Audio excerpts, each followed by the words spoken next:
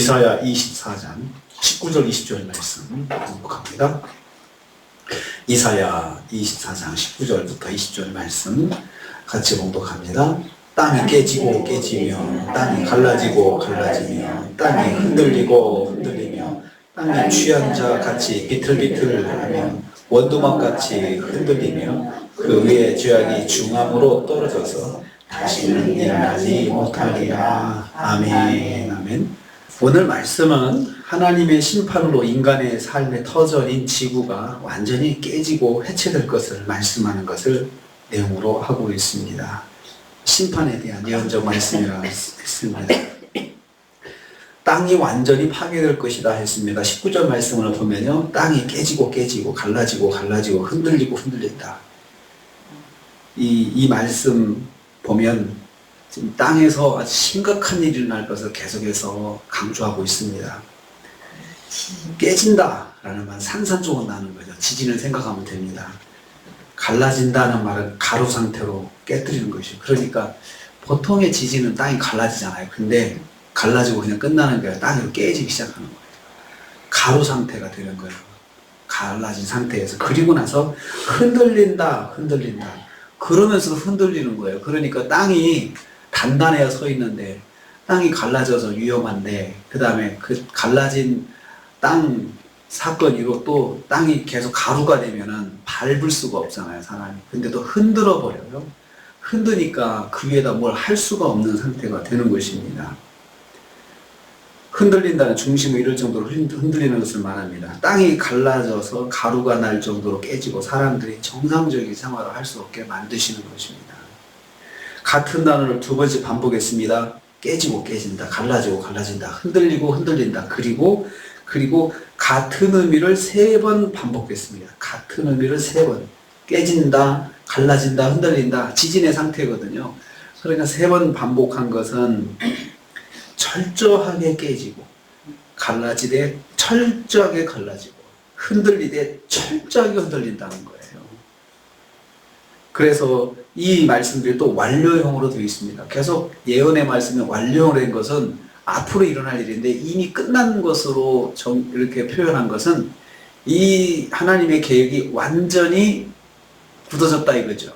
그래서 이제 이 계획은 취소될 것도 없고 때가 되면 반드시 일어난다는 것을 강조하고 있습니다. 온 땅이 철저하게 심판을 받을 것입니다. 그러니까 땅 위에 심판이 철저하게 진행되는 것이죠. 땅도 심판을 받는 거예요.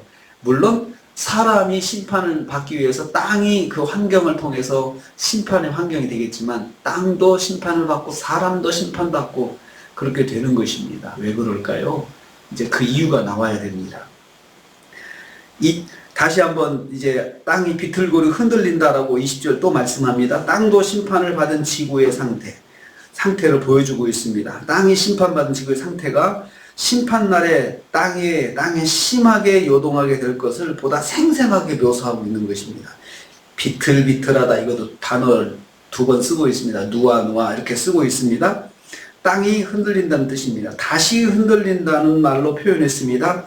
땅이 흔들리는 것이 일상이 된다는 것입니다. 일상. 그것이 또 일상이에요. 매일같이 땅이 갈라지고 흔들리고 가루 상태 되고 그렇게 되는 게 매일 되는 거죠. 매일. 그러니까 매일같이 사람이 그 일로 인해서 사망하는 소식이 계속 나는 거죠. 심판을 받으니까요. 매일같이 심판받으니까요. 취한 자같이 땅이 흔들린다라고 했습니다. 또 원두막같이 흔들린다고 했습니다. 여기서 원두막은 두 나무에 그물망을 걸어놓고 침망에 흔들리는 그 해먹을 연상하면 됩니다. 해먹에 거기에 침상을 삼아 양쪽에 그물을 놓고 양쪽에 줄을 걸어놓고 거기 누우면 흔들 하잖아요. 그런 것처럼 원두막처럼, 그걸 원두막이라고 표현했습니다. 그런 것처럼 땅이 그렇게 흔들 한다는 거예요. 땅이 흔들 한다. 매일의 삶이 땅이 흔들리고 갈라진다면 살아있는 사람은 정신적, 육체적, 환경적 고통으로 말할 수 없는 고통을 당할 것입니다. 갈라지고 깨지고 흔들리는 땅으로 인해서 매일 사망하는 사람이 더해지는 고통을 받을 것입니다. 세상에서 매일 땅의 불안으로 사망하는 사람들이 일어날 것을 보고, 그러니까 매일같이 심판당하는 사람들이 한꺼번에 심판당해서 사람들이 사망하는 것이 아니고 매일같이 그렇게 사람들이 심판받아 사망하는 일이 일어나고 있고, 또 하나님의 사람들은 그것을 보고 사니 얼마나 더 힘들겠습니까? 그 결과 땅이 다시는 일어나지 못할 것이다 라고 했습니다. 20절 후반부입니다. 그 위에 죄악이 중함으로 떨어져서 다시는 일어나지 못한다. 다시는 일어나지 못한다. 이게 무엇이 주체가 땅이 일어나지 못한다는 거죠. 땅이. 그러니까 땅의 구실을 이제 못하는 거예요. 땅은 하나님께서 축복으로 주신 거거든요. 세상을 다 만들고 하늘과 땅을 만드신 다음에 만물을 거기다 창조하시고 인간도 만드셔서 그 위에서 인간이 생육하고 번성하고 땅에 충만하라, 땅을 정복하라는 그 말씀을 받고 사는데, 그 땅이 인간의 죄악으로 인해서 땅도 심판을 받게 되었잖아요. 그래서 땅이 엉겅퀴를 내게 되겠다. 창세기 그렇게 말씀하고 있잖아요. 그런데 심판의 날에는 그걸로 끝나지 않고 땅이 흔들리고 깨지고 이렇게 비틀거리고 이런 현상으로 인해서 땅이 이제 사람이 살 수 없게 됐는데, 거기에다가 죄악이 중함으로 죄악이 땅 위에 떨어진다라고 했어요. 그러니까 이 말씀을 가만히 상상을 하면서 봐야 됩니다. 하나님의 심판으로 죄악이 떨어진다 했습니다. 죄악이 어디서 어디로 떨어지니까 하늘에 걸려있던 죄악이 땅으로 떨어진다는 거예요.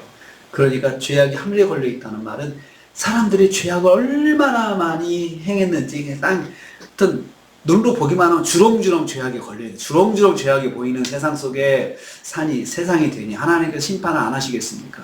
주렁주렁 걸려있던 죄악이 흔들림으로 인해서, 땅의 흔들림으로 인해서 세상이 흔들리니까 죄악이 땅으로 딱 떨어져요. 그러니까 죄악이 또 땅에 쫙 퍼져가지고 죄악이 관영한 세상이 되는 것입니다.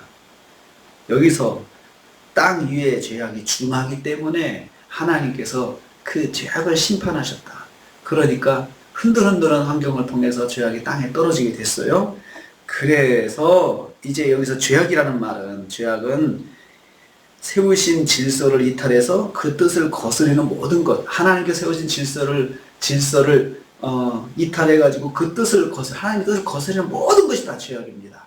그러니까 하나님의 뜻대로 행하지 않는 것이 다 죄악이죠. 사람들은 법이 정한 것을 행하는 것만 죄악이라고 생각하지만 하나님께서 정하신 질서와 하나님께서 정하신 법을 행하지 않는 모든 것을 죄악이다라고 표현하고 있습니다. 이 죄악이 중함으로 죄악이 중하다. 죄악이 중하다고 하는 말은 회개치 않은 죄가 쌓이고 쌓여 도저히 속죄받을 수 없는 상태까지 이른 것을 이 중하다라고 하는 단어가 가지고 있는 뜻입니다. 그래서 땅이 떨어진 죄악에 짓눌려서 영원히 일어서지 못하게 된다는 말씀입니다. 그래서 땅이 심판을 받아 더 이상 사용할 수 없는 땅이 되는 거예요. 그러니까 하나님께서 마지막 때에 주님 재림하셔가지고 그 땅을 사용할 수가 없는 거예요. 그래서 이사야서 65장에는 보라 내가 새하늘과 새 땅을 창조한다. 그래서 새하늘과 새 땅이 필요한 거예요. 이 정도로 땅이 죄악을 뒤덮여가지고 심판을 받았잖아요. 그리고 더 이상 그 땅을 사용할 수가 없어요. 그래서 새하늘과 새 땅이 필요한 것입니다. 요한계시록 21장 1절에 내가 새하늘과 새 땅을 바라보니 처음 하늘과 처음 땅이 없어지게 했고 바다도 다시 있지 않다. 처음 창조했던 땅이 다 없어지는 거죠. 그래서 땅이 없어지고 심판을 받아서 없어져서 주님 재림하시면 새하늘과 새 땅이 필요한 거예요.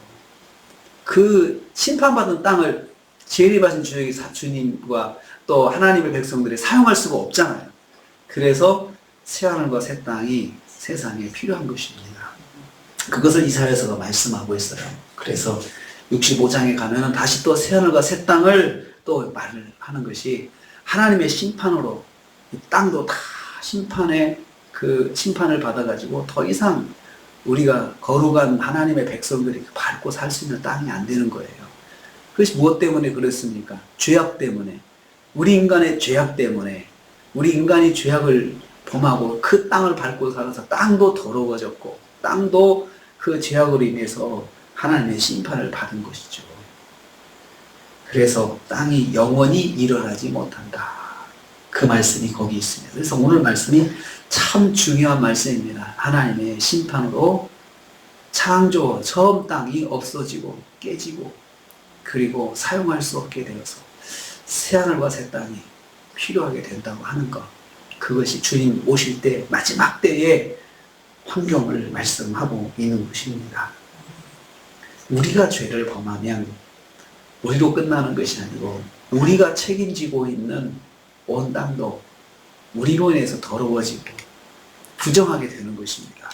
땅도 죄 가운데 거하게 되는 거죠. 인간 때문에 그렇게 되는 것입니다. 왜냐하면 하나님께서 우리에게 창조 질서로 우리가 다 다스리라고 했는데 다스리는 주체가 죄를 범하니 그 대상들이 다 죄 가운데 거하게 된다는 것을 말씀하고 있습니다. 그래서 우리의 책임이 큽니다. 어제는 선지자가 심판당하는 세상을 보면서 울었잖아요. 너무나 마음이 아프니까 내가 더 좀 할 걸, 더 좀 노력할 걸 비통하게 생각했는데 오늘은 그 우리가 밟고 사는 땅이 심판을 받을 것이다. 그래서 땅도 영원히 일어나지 못한다. 사용할 수 없는 땅이 되지 못하는 거죠. 땅의 역할을 못하게 되는 그런 것이 돼서 하나님께서 새하늘과 새 땅을 준비하실 수밖에 없는, 준비하시게 되는 그런 계기가 되는 것입니다. 그러므로 우리의 책임이 참 큽니다. 우리가 믿음으로 살아야 내 주변에 있는 것들이 다 깨끗해져요. 거룩해져요. 그리고 우리가 영향을 미치는 그 것들이 다 깨끗해질 수 있습니다. 영향력이라는 게 있잖아요. 영향력. 내가 행하지 않아도 나를 보고 행동하는 사람들이 느끼는 것들이 다 영향력이거든요. 아이고, 예수 믿는 사람이 저러니 어떡하나. 아, 예수 믿고 싶은 생각이 안 난다. 이게 영향력이거든요. 그래서 사람들에게 부정적인 영향을 주고, 그렇지만 믿음으로 살면 긍정적 영향을 줄 수가 있잖아요. 아, 믿음으로 사니까 하나님께서 저렇게 복을 주시는구나. 이렇게 느끼게 하시는 것, 하는 것. 이게 선한 영향력입니다. 그래서 오늘 하루 또 우리가 살면서 또 주일 지내고 또 명절을 보내시면서 선한 영향력, 우리로 인해서 아름다운 영향력, 복음의 영향력이 잊혀지는 시간들 되시기를 주님의 이름으로 축복합니다. 주님 감사합니다.